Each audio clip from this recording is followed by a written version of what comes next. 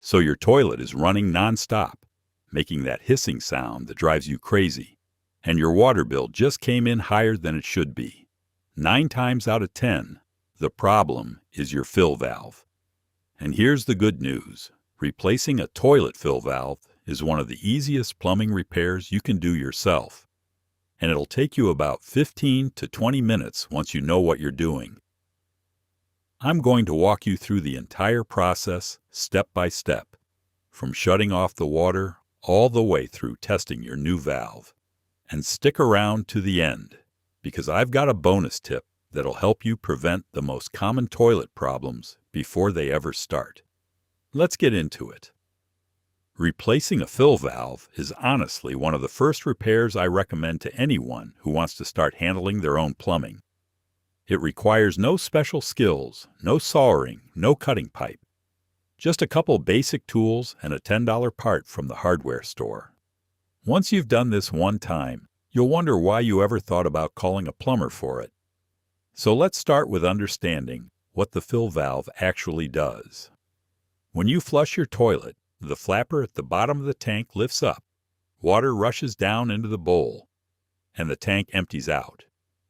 The fill valve is the tall mechanism on the left side of the tank, and its entire job is to refill that tank with fresh water after every flush. It's connected to the water supply line coming through the bottom of the tank, and at the top, there's a small tube, that's your refill tube, that sends a little bit of water down into the overflow pipe to refill the bowl at the same time. When the water reaches the right level, a float mechanism tells the valve to shut off. Simple as that. When that valve gets old, worn out, or clogged with mineral buildup, it either won't shut off, won't fill fast enough, or makes all kinds of noise. That's when you know it's time to swap it out. Now let me tell you exactly what you'll need before we get started.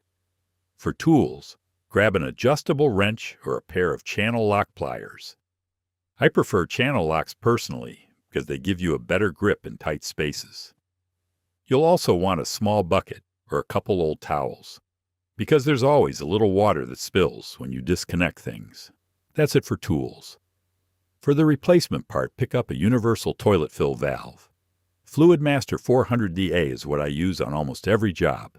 It fits the vast majority of toilets, it's reliable, and it runs about $8 to $12 depending on where you shop.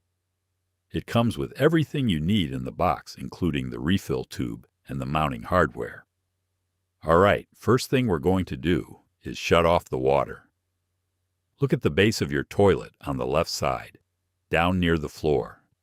You'll see a small valve with either an oval handle or a round knob. That's your shutoff valve.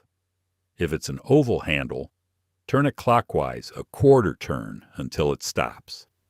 If it's a round knob, turn it clockwise until it's snug. Don't gorilla grip it, just firm and snug. Now flush the toilet and hold the handle down to drain as much water out of the tank as you can. You'll hear the water stop flowing, which tells you the shutoff valve is working. If you still hear water trickling in after you flush, your shutoff valve might not be sealing completely. In that case, you'll need to shut off the main water supply to the house. But for most people, the local shutoff works just fine. Now take the lid off the tank and set it somewhere safe on a towel. Those lids are heavy porcelain, and they will crack if you drop them. With the tank mostly empty, use a large sponge or some old towels to soak up the remaining water at the bottom. You want the tank as dry as possible before we start disconnecting things. Trust me, taking 2 extra minutes here saves you from a wet mess on the floor. Now we're going to remove the old fill valve. Look under the tank where the water supply line connects. You'll see a coupling nut where the supply line meets the bottom of the fill valve. Put your bucket or a towel right underneath this connection, because there's going to be some water left in the line. Using your channel locks, loosen that coupling nut by turning it counterclockwise. Once it's loose, finish it by hand and let any remaining water drip into the bucket. Set the supply line aside. Now you'll see a larger plastic mounting nut that holds the fill valve to the tank. This is usually hand tight or close to it. Turn it counterclockwise. If it's stubborn, use your channel locks, but be gentle. You don't want to crack the porcelain. Once that mounting nut is off, reach inside the tank and lift the old fill valve straight up and out. Pull the refill tube off the overflow pipe while you're at it. Take a look at the old valve. If you see heavy mineral deposits or the rubber parts are cracked and deteriorated, that confirms you made the right call replacing it. By the way, if you are finding this helpful, you should know this is just a taste of what I have put into my book, 50 Easy Plumbing Fixes That Will Save You $10,000. It covers everything from leaky faucets to running toilets, step by step with diagrams. You can grab your copy by scanning the QR code on screen right now, or just use the first link in the description below. All right, let us keep going. Before you drop the new valve into the tank, you need to adjust its height. This is the step most people skip, and it's the reason a lot of fill valves don't work right after installation. Here's the rule. The top of the fill valve, specifically where the water comes out near the cap, needs to sit about 1 inch above the top of the overflow pipe. That's the tall open tube in the center of the tank. Every universal fill valve I've worked with has a twist to adjust feature. You grip the base with one hand and twist the top portion with the other to extend or shorten it. On the Fluid Master, there's a shank with measurement markings right on it. Measure the height of your overflow pipe from the bottom of the tank, add 1 inch, and adjust the valve to that total height.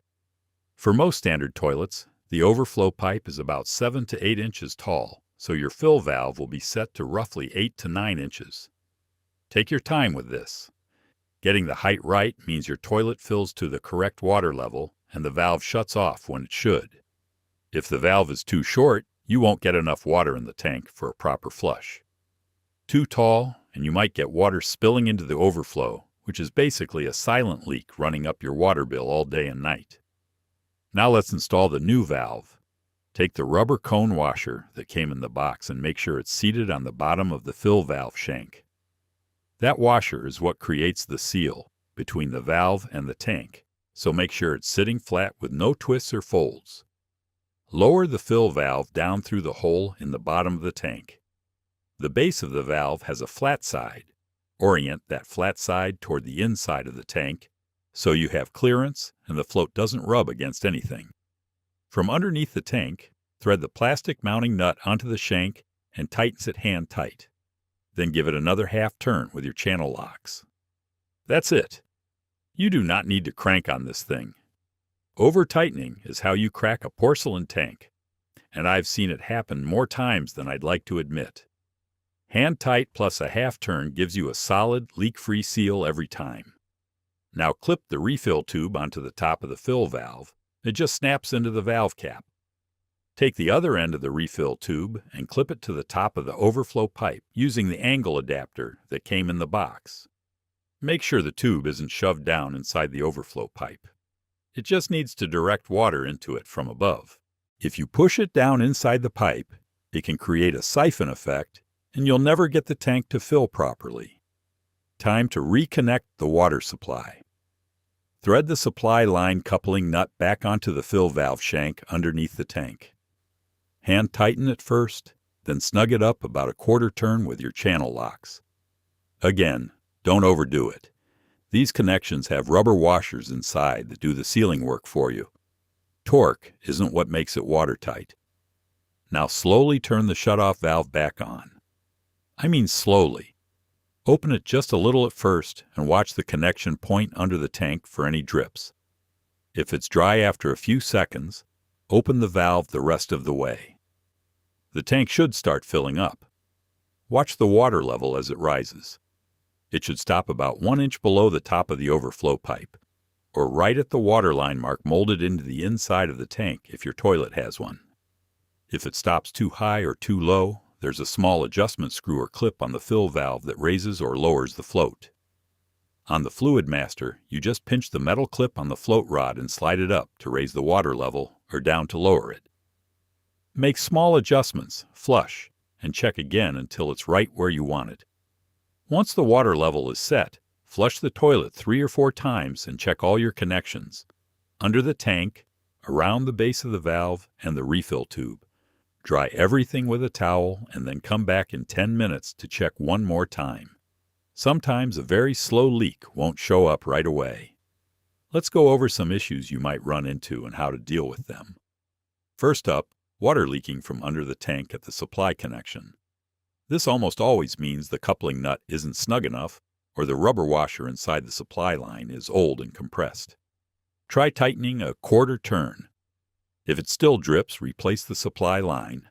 They're about $5 and come with fresh washers. Next, the valve won't shut off and water keeps running into the overflow pipe. This usually means your float is set too high. Lower the float adjustment until the water stops about an inch below the overflow pipe. If adjusting the float doesn't fix it, the valve cap might not be seated correctly. Remove it, rinse it under the faucet, and reinstall it with a firm press until it clicks.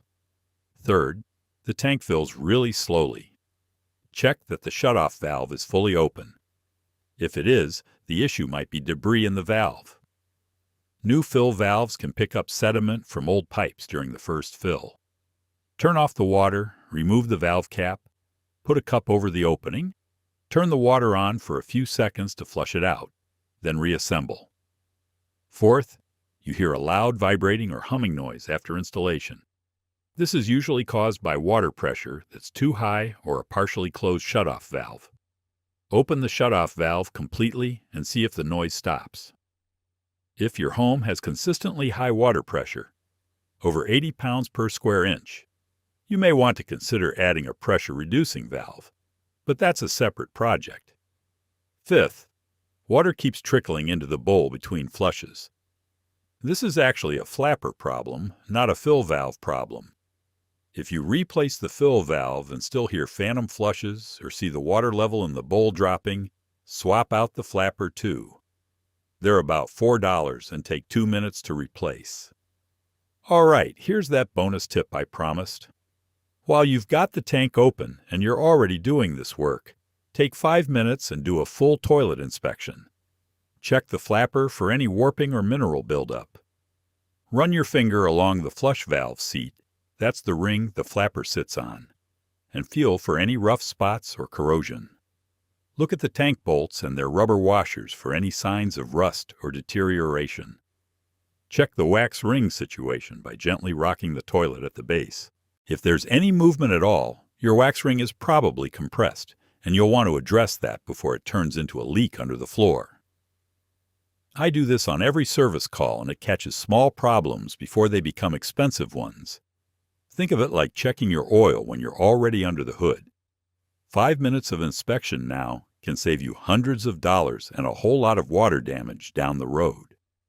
I also recommend writing the date on the side of the new fill valve with a permanent marker. That way, years from now when something acts up, you know exactly how old the parts are and whether it's time to replace them again. That wraps it up. If this was useful, you will love the full book. 50 step-by-step plumbing fixes with diagrams, all in one guide. Link is below. Hit subscribe so you do not miss the next video. Thanks for watching.